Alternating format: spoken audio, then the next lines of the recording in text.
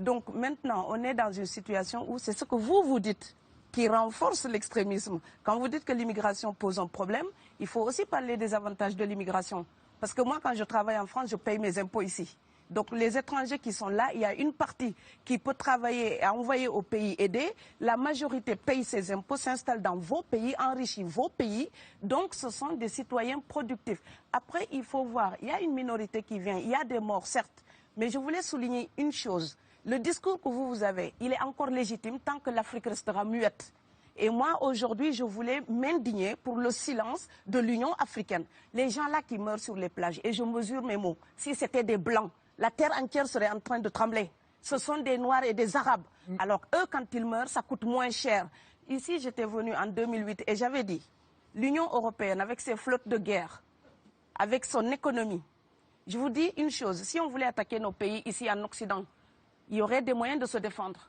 Donc si on voulait sauver les gens dans l'Atlantique, dans la Méditerranée, on le ferait.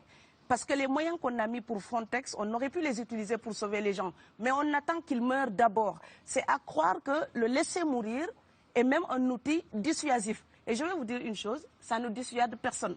Parce que quelqu'un qui part et qui envisage l'éventualité d'un échec, celui-là peut trouver le péril absurde et donc l'éviter.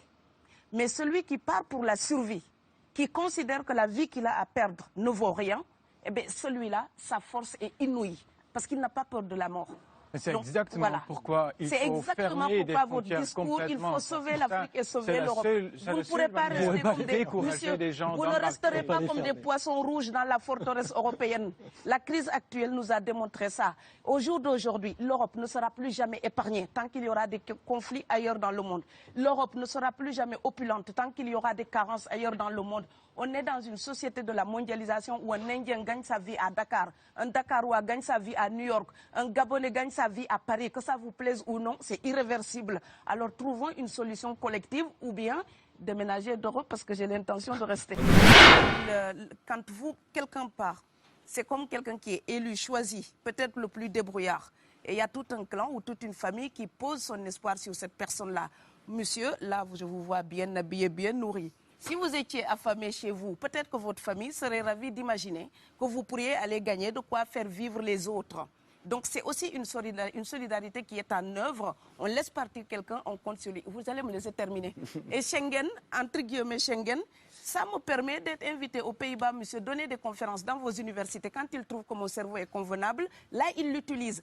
Par contre, ils sont embêtés à l'idée d'avoir mon frère, qui n'est pas aussi diplômé que moi et qui pourrait avoir peut-être envie de travailler dans le bâtiment. Donc, vos pays deviennent schizophrènes. On ne peut pas trier les gens comme ça avec les étrangers utiles et les étrangers néfastes. Et la deuxième chose que je veux dire aussi, c'est que les Européens, là, on voit des Africains qui viennent, d'accord? Ce mouvement, ce déplacement de population, on le voit. Mais on ne voit pas le mouvement des Européens allant vers les autres pays. Alors celui-là, c'est le mouvement des puissants, ceux qui ont l'argent, ceux qui ont le bon passeport. Donc vous allez au Sénégal, vous allez au Mali, vous allez dans n'importe quel pays du monde, au Canada, aux États-Unis, partout où je vais, et je voyage tout le temps, je croise des Français, des Allemands, des Hollandais. Je les rencontre partout sur cette planète parce qu'ils ont le bon passeport. Donc, comme avec l'exotisme, l'Europe s'était arrogé le précepte unique, unilatéral, de l'exotisme. Les autres sont exotiques. Alors que pour quelqu'un de mon village, il n'y a rien de plus exotique que quelqu'un d'Amsterdam. Maintenant, pour l'étranger aussi, pour les voyages des temps modernes avec la mondialisation, quand les pauvres viennent vers vous, il y a des mouvements de foule qu'il faut bloquer. Mais quand vous, avec votre passeport et avec toutes les prétentions que cela donne, vous débarquez dans les pays du tiers-monde, là, vous êtes en terrain conquis. Donc, on voit les pauvres qui se déplacent, on ne voit pas les riches qui investissent dans nos pays. L'Afrique se développe à un taux entre 5 et 10%. Ce n'est plus de la progression, c'est de la surchauffe.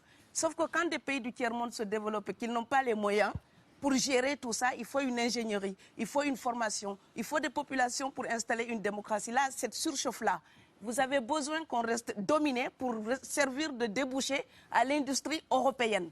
Alors il faut arrêter l'hypocrisie. On sera riches ensemble ou on va se noyer tous ensemble.